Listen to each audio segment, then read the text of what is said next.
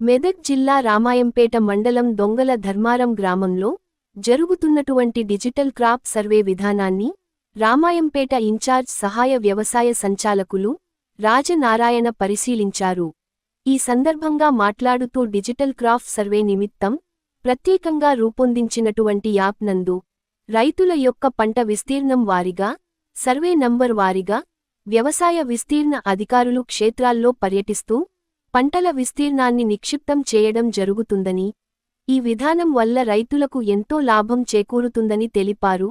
మండల వ్యాప్తంగా రామయంపేట, కాట్రియాల, అక్కన్నపేట, దొంగల ధర్మారం గ్రామాలను డిజిటల్ క్రాప్ సర్వే నిమిత్తం ఎంపిక చేయడం జరిగిందని, ఈ డిజిటల్ క్రాప్ సర్వేకు సహకరించాలని కోరారు.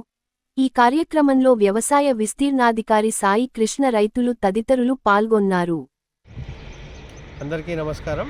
ఈరోజు డిజిటల్ క్రాప్ సర్వే విధానాన్ని పరిశీలించడం జరిగింది. ఈరోజు దొంగల ధర్మారం గ్రామంలో జరుగుతున్నటువంటి డిజిటల్ క్రాప్ సర్వే విధానాన్ని పరిశీలించడం జరిగింది. ముఖ్యంగా రైతులందరూ కూడా ఈ డిజిటల్ క్రాప్ సర్వేకు సహకరించాల్సిందిగా కోరుతున్నాము. ఈ డిజిటల్ క్రాప్ సర్వే విధానంలో ప్రతి ఎకరంలోనేటువంటి సబ్ డివిజన్లో పాటు సర్వే నంబర్ల వారీగా రైతు యొక్క పంట వివరాలన్నీ కూడా నమోదు చేయడానికి అవకాశం ఉంటుంది.